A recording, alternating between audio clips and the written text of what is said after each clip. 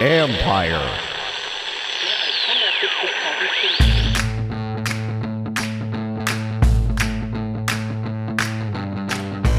Hello and welcome to my podcast as well as day one of training camp. If you're listening to my podcast, do me a favor and subscribe as well. You can also subscribe to us on YouTube, and if you're watching us there, hit that like button. Again, hit that subscribe button. If you want to find us on YouTube, go to Empire Media. That's AMPIRE. It would be much appreciated. Well, today, again, it's the first day of training camp. This is also the start of my 28th season covering this franchise. I tweeted this out. It's kind of amazing. I've never covered an 11-win season, and I've covered more name changes in the last 15 years than playoff wins. Now, that also is very sad for you all because it means you haven't seen any of that in a long time. So I hope at some point you guys get your wish and finally see something that you can celebrate for a long time. This is also the episode number 399 of the John Keim Report, which means on Thursday after day 2 of training camp, it'll be episode number 400. So thank you very much for listening. And thanks to Bram Weinstein for actually convincing me to do this because I've enjoyed it. And Bram has been a great producer. Now, enough of that. Let's get to the highlights from day one. Let's start. I'm going to check my notes at times, but let's start with quarterback Carson Wentz. Listen, we already know that he has a big arm, but sometimes when you watch a guy like that, you want to see what does he do to create more strength or movement on that ball or more power on those throws. And you look at his lower body, the leg strength that he uses and the torque he generates with his hip movement and the way he really kind of steps into his throws and gets his body into his throws, not just an upper arm thrower. And you can see why that ball jumps out of there. And you can see, like, I was watching Taylor Heineke a little bit today with that to see, because it's something he said he worked on to try. He knows he has to generate more arm strength. So he did work a lot on that hip movement in the offseason. And you could see some of that emphasis during the early part of the the warm-up drills, where it's just the quarterbacks with the receivers, the quarterbacks with the backs, et cetera. But you can really see the ball, how the ball jumps out of Wentz's hands and the power that he generates with that lower body. He's a big guy, so he's just bigger naturally, but he's got a lot of power to throw with that. So that's one thing. And then it was also interesting to hear what teammates had to say about working with Wentz or about his presence here. And I asked defensive tackle John Allen what that means for him. And for them, defensively, it just means, hey, having a guy like that, you have to get the ball back more to give him more chances.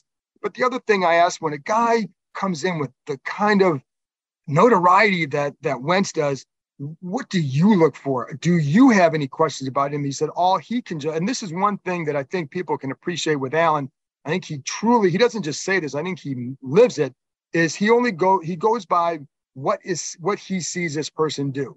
It's the same approach he took with the Jack Del Rio and the comments in the spring. I'm not comparing Del Rio and Wentz, but just the situations where, I'm going to judge this guy by what I see and how he interacts with me. So he said with Wentz, what jumped out to him is the way he's come in and worked.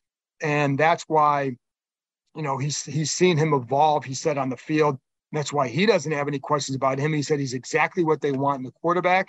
And there's no doubt about what he feels like Wentz can do. And then you talk to Terry McLaurin, and I asked him about Wentz, and he just said the funny thing is, like, sometimes guys go right to little things. And for McLaurin, it was about how he handles himself in the huddle, the way he calls the plays, the confidence that he gives guys based on the way he calls the plays. And that's something that, it can't be underscored. Now, there's a lot that goes on after you call the play in the huddle, but you better be able to deliver that call in the huddle in a good way, in a strong way. Ryan Fitzpatrick did that well. Alex Smith, of course, did that well. It's not just something that Carson, oh my God, that's a new thing. But it is something that when I asked McLaurin, that's one of the first things he said was exactly that. So now with McLaurin and Wentz, we did see maybe one of the best throws or the best plays of the day for the offense. Wasn't it? Let me say this. It wasn't a great practice overall. Ron Rivera called it a sloppy practice. And I would tend to agree, it's first day back out, but still it wasn't their best showing. But on this play, it was approximately about a 40-yard gain. We saw the arm strength of Wentz, and we saw McLaurin getting open with a really nice move. Bobby McCain was too deep safety, stays a little bit inside because of how McLaurin was running his route. McLaurin cuts back out. Ball is right there, an open throw for Wentz, and just a really nice route by McLaurin. But I also highlight that play because of what it did for McCain. So after the play, defensive backs coach Chris Harris told McCain, on this route combination, you've got to work to stay outside because that's where they're going to go with the ball. You've got to work to stay outside. And so after that series, there was one more play in the series. After that series, Harris called McCain over to him, talked to him some more, went over this again. Then the next time there was a similar situation practice, later in the practice, there was a throw where Wentz was looking down the field, this time to the other side of the field.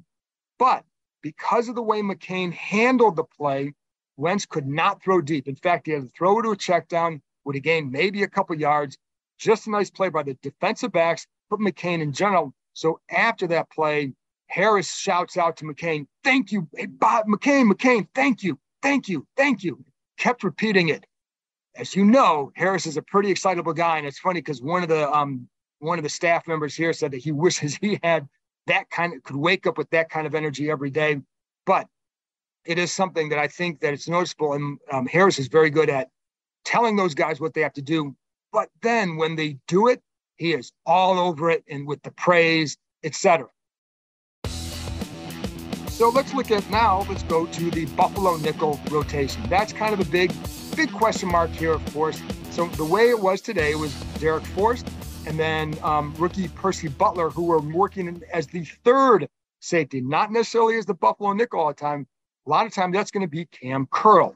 He can drop down to that role while the other two play maybe in the back with Bobby McCain. Now, there were times where Butler would be up in that Buffalo nickel spot.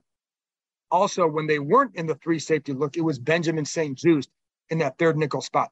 There was one time where Forrest did take a deep ball away, and when he was back in the two deep, another time Butler, when he was up in the Buffalo nickel, one of the things that Harris wanted to do was to be a little bit more patient before you turn. If a guy leaves your zone, before you get out of that, before you drop a little bit more. And, again, this is a time to learn and to grow, et cetera. And that's one of the things that he wanted Butler to do. And the funny thing, or the nice thing is for Butler, is one play later, there was a tight end in his zone.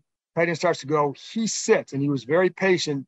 And because of that, he took a throw away from the quarterback.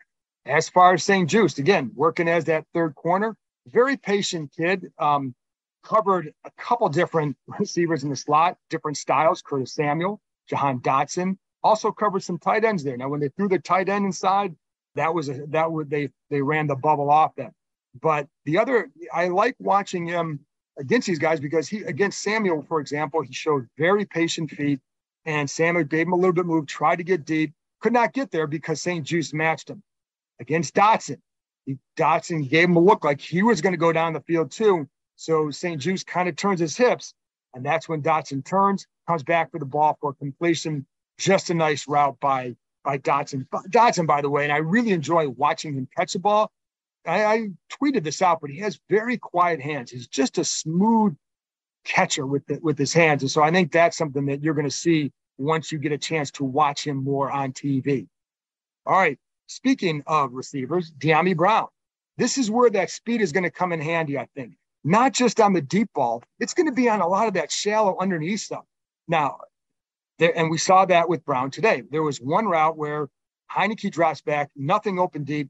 You get to the underneath with Brown cutting across the field, turns the corner by several yards against David Mayo.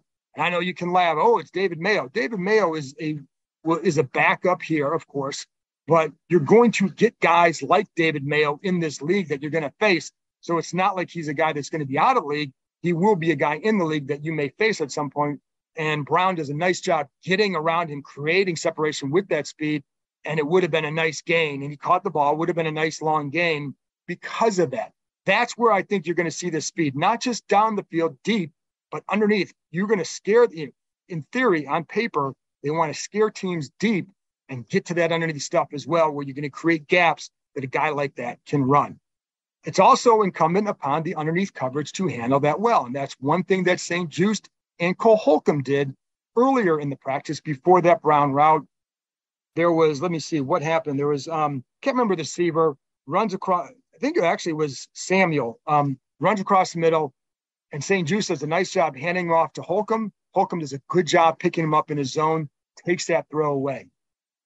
Later in the practice, I was watching Jamin Davis, and I didn't get a chance to watch him a lot. And I what I don't like is saying something about a guy and then people take it and extrapolate it as if, oh, one play defines this guy. One play never defines a guy in practice. This is a chance to learn. So there was one play in practice where Davis was on, I think it was J.D. McKissick, comes out of the backfield, and it looked like he was covering man-to-man. And then for some reason, he let him go. And I don't know if he thought like it was a zone. It was clearly man coverage. So there was a bust on his part. After the play, though, Jack Del Rio pulls him aside, talks to him for a few minutes. I didn't see that kind of mess up again from Davis, but I didn't watch him enough. So again, don't take it to mean that how his whole day went. I don't know. I know what happened on that one play. I know they pulled him over to get it corrected right away. So let's see how he handles it the next time. Let's go back to Harris, because I think, it's kind of fun to watch him. I think guys respond well to him. But anyways, I also think, like I said, he works things out right away. So there was one time where he wanted William Jackson to be more patient. He told him, slow down. So, just as far as like getting into a drop, or maybe being a little bit more patient in the zone coverage with his eyes. And, then he, again, a couple plays later, I saw Jackson be a little bit more patient in his zone. But the big play that Jackson made that I wanted to point out, and there was a 3rd and 3 situation. He's up on McLaurin on the outside in what looks to be press coverage. McLaurin thinks it's press coverage based on the way he comes off the ball. Tries to do a little stutter step, throws a move, cuts inside. But it was not man coverage. It was zone. And I give Jackson a lot of credit because he handled it well, stays outside. Wentz reads man as well, throws to the running back coming out of the flat, Brian Robinson. But because of how Jackson played that zone coverage, they didn't give anything away, and he was there to make the play. It would not have been a first down, assuming he makes the tackle. Just a nice play by Jackson. Again, I think he needs to step it up this year as a zone corner. So they need to see a lot more from him in zone, and working. Some of that is patience. Some of that is confidence, just in being able to maybe trust what you're reading and also know what you have to read. But I think those are some areas that jumped out to me. So there you go.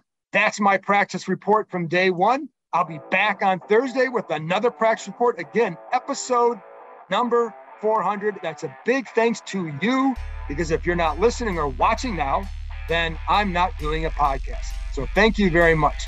I'll talk to you next time.